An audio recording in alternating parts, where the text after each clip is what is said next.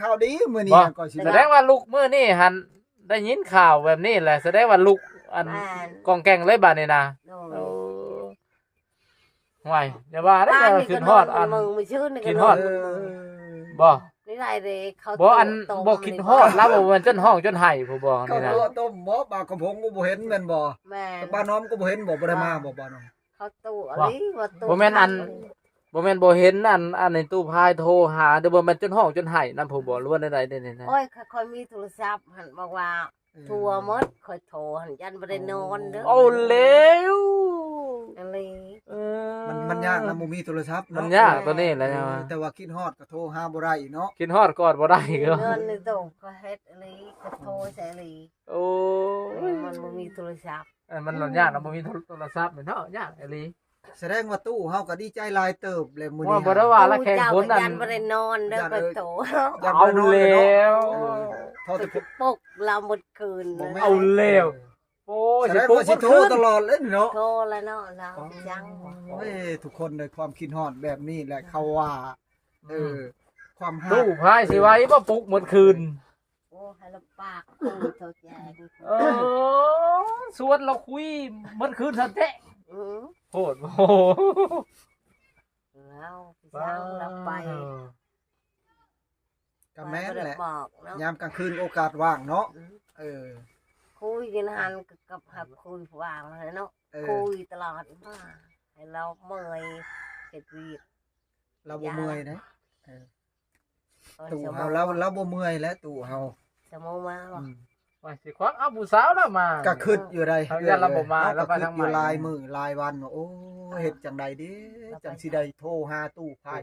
คิดว่าย่านบ่ เข้าสำคัญได้เพิ่นน่ะ ย่านบ่พบเพิ่นเฮาโทรบ่ได้อันแบบกี้นี่หั่นแหละย่านโทรบ่ได้สิเฮ็ดจัง แม่ ได๋ นแล้ว เพราะว่าเพิ่นมีแต่เวลาในตอนเช้านี่แต่เช้าบัดตอนเที่ยงนี่ประมาณ เที่ยงตรงปุ๊บ 11:30นแล้วเฮาโทรหาแหละช่วงนั้นเพิ่นเลิกงาน ไปหาเขาไปหา1 โมงเพ พัก ราะว่า เที่ยงนิดหน่อยเดียวเนาะ ชั่วโมงหนึ่งนะ ชั่วโมงเดียวน่ะ ชั่วโมงเดียวนะแบบนั้นเพราะว่าเพิ่นก็เป็นลูกจ้างเพิ่นเฮาก็เฮ็ดตามหน้าที่ นั่นแหละเอาไปรับจ้างเพิ่น เพราะ ว่า ว่า สิ ซั่น ซะ แต่ว่าความคิดฮอด เอาเป็นกรรมกร คิดฮอด เอาเป็นลูก คือเรา จ้าง เว้าไปกี้นี่นั่นแหละเราว่าฮอดโมงเลยเด้อสิไปเฮ็ดงานเลยเด้อเรา คือโมงเป็นโมงอะไรได้ เป็นโมง ลูกตะไคร้เดี๋ยวนี้คืออยากเช่นคืออยากไปสั่งเลย จะเป็นอันนี้ แบบเฮายังบ่ทันแข็งแรงอะนะ โดย มันเป็นแบบนี้ส่วนหลายไข่กูมือนี่จะเป็นแบบนี้แหละเออ ก็จะก็เว่าอยู่นะ อืม โดย คืออยากเช่นคือใจอยากเต้นอยากไปสั่ง ฮักแต่ว่าโดนๆไปจังหน่อยมันก็เซาเรื่อย โดย เป็นหยังดอกจากว่าคิดฮอดตู้เฮาไปจากเนาะสงสัยคิดฮอดตู้เฮาแล้วบาดนี้เป็นหวัดเป็นไอเป็นไข้บาดนี้ บ่ ใครแม่นว่าอันนั้นหันสิชวนคุยหมดคืนเลย คันมีโทรศัพท์ให้เราบ่ได้นอน โอ้ย เจ้าบ่เห็นบ่ตู้เฮาอกหักชุดน่ะ บ่ ชุดสาวช้ำว่าหั่น บ่ ว้า อ๋อกินก็บ่ได้นอนก็บ่หลับอันนั้นขนาดตอนนั้น แล้วฮะ โอ้ย โอ้ยเราชมตอนน่ะ เราชม จนมาแต่พุ่นอยู่พุ่นมันบ่ได้ เสี่ยวแล้วจนโทรมาว่ามึงอย่าได้อย่าเฮ็ดได้เฮ้ยอย่าเฮ็ดได้อย่านั่นได้ว่าจันเสี่ยวแขนคอตายโธ่ตอนนั้นพี่ลึกอีหลีได้โหดอีหลีได้จะไปเฮ็ดแล้วอกหักอีกได้ป่านนี้เราเฮ็ดตัวเลนรถไหลป่านนี้นะซ้ำดอกเครื่องบ่ขี้ผวนบัดนี้นะ แล้วว่าสิบ่ล้มไผอีกบาดนี้คันบ่ได้เอื้อยเหี่ยวแล้วแม่นยาโล เราบ่ขอแล้วสิหยุดเราบัดนี้นะ สิขอยุติบาดนี้ฮะ สิบ่ คันว่าสิเอาผู้หนุ่มกว่าก็บ่ได้แล้วว่าเมียเราผู้หนุ่ม สิไปใช่น่ะ บ่ได้ ฮะ ก็สิเว้าว่า ไปอยากคนโชว์ เอาแหละมาพี่ติ ไป มาพี่ก็สิไปทางพุ่นน่ะอย่าเราไปสิแพ้ไปจอนเด้ไปสั่ง คือเรามีห้านขายขนมนะหันพาร้านไปซื้อขนมบ่มีบ่ บ่ได้ น้องเราบ่ ลาด หลานบ่ ร้านละทมิตคือว่าลูกเราได้ เออ เห็น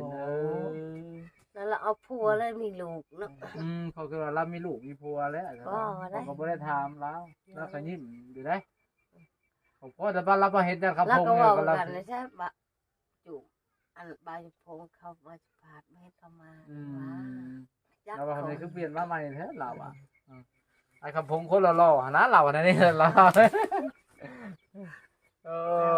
แล้วก็เคยอันหยอกเคยใหญ่เขา เข้ามาเลยก็ดี มามื้อแรก เออ ๆเขาก็เห็นอยู่ข่อยก็มาถ่ายเพิ่นนี้ถ่ายนาเอ้ยเพิ่นนี่ถ่ายแม่เพิ่นนี้ แต่ว่าก็บ่ได้หยอกเล่าหั่นนะก็คือว่ามื้อทำอิฐเฮามาเฮาก็ยังบ่ได้เรื่องไผหั่นนะสิไปหยอก ผู้เจ้าว่าเรามีผัวแล้วเนาะ คิดว่าเรามีผัวแล้วนะก็เลยบ่กล้าหยอกบ่กล้าว่าสิไปล้มว่ามีลูกมีผัวแล้วก็ปัญหาสิไปหยอก ก็ยังบ่เคยลมปานใด แซ่ๆซ้ำๆไปหลายก็บ่ได้ มันใหญ่แต่ก็โตมัน คนใหญ่เนาะ พ่อก็จะพ่อก็จะก็ใหญ่แม่ก็ใหญ่ เห็นอยู่เขาไปนั่งในเฮือนเพาะเราอยู่ เอ้ยเราให้ใหญ่ อันนี้ นี่ใหญ่ แนวใหญ่เนาะอาจจะพ่อตุ่มพายแล้วจะยังมาอยู่บ้านนี่ฉะนั้นมีแต่แนวใหญ่ แล้วเจ้าเป็นไข่งัวเจ้าดิ งูก็ผูกเอาไว้ ถูกหั่นบ่บืนไปแล้วเนาะเฮ็ดจังได อีบ่เบิ่นไผสิเฮ็ดให้ บ่เอ้ยลูกชายเจ้าหันแต่อันเราโทรมาจักเทื่อแหละ ช่องถือ ช่อง ๆ เทื่อแล้ว สองเทื่อกับพ่อแล้วฮู้อยู่อ่ะอยู่ดีมีแฮง บ่ก็ยังดีอยู่เพราะว่าเฮาลงทางเพจทางไลน์แล้วเพิ่นเบิ่งหันนามมันแบบนั้นแหละเห็นว่าแม่เฮาเป็นห่วงเฮาจังซั่นจังซี่นะ มันว่าแม่เฮาสิว่า อืม ไปเป็นยังบ่ เอาหลานบ่ ก็คิดฮอดแหละเนาะของนั้นลูกเฮาบ่เห็นแก้วตาดวงใจ ถามแม่ใหญ่จ้าหน้ามาพี่เดี๋ยวสิถามนี่ ก็ดีแล้ว เอา FC อยากพบอันชาวโมอันว่าคือบ่มีเบอร์แน่ว่า FC FC อยากอ่านอยากติดต่อนะ เพิ่นว่าอายจอยนะ อาย พูนชาวไข่พูน โอ้เราก็เป็นไข่เนาะ ก็ไปจนเป็นอาทิตย์เรา มาเจ้านะโอ้ แม่พอเราให้ตากพ้นเราอยู่ใน แม่เรือนนั่นแหละ บ่ได้แล้วแม่น ตากฝนบ่ได้ ก็บางครั้งก็จนเราใช้ สิเป็นหยังว่ามันสิเปียกว่านี่ มันเงินล้าน แม่น บ่ให้ตากฝนเด้อเจ้าสิ เพ เป็น ราะ หยั ว่าง เจ้าสิเปียก เฮาเป็นไข่นี่ตากพลแบบภูมิต้านทานเฮา หมด มัน ล้านนี่แหละได้สัก แม่น ใช้กิโลนี่อีโว โอ้บ่ติละแหละเพิ่นสิไปได้ห่างกายละคนตัวใหญ่สรุปมัน10ถุงพุ่นแล้วนี่ไผคือกันน่ะมันเดี๋ยวนี้มันต้องได้ใส่น้ำยาได้ใส่อันสโลมใส่น้ำเกลือได้ เฮือนว่าค่อยเสียเงินหลายแล้ว เออ สักยา แล้วงัวได้ซะ ตัวก็เนาะหลานเราไป เอ เลี้ย อง แต่เก่าไปเลี้ยงงัว แต่เขาเราไปเลี้ยงว่าบ่ ไปเลี้ยงงัวหาผู้บ่าวเลี้ยงงัวว่ะเออ เล่นเรา หาผู้บ่าวเลี้ยงงัว มึงด้วย มาเราสิเข้ามาแล้วนะ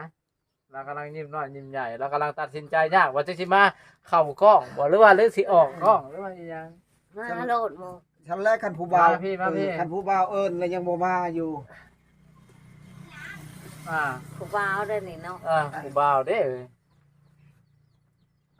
คือทุกคนเป็นใคร มีแต่คนเป็นไข่เป็นน้ำกระยานแล้วได้ติดต่อกับตู้แล้วแหละเนาะบัดนี้เนาะ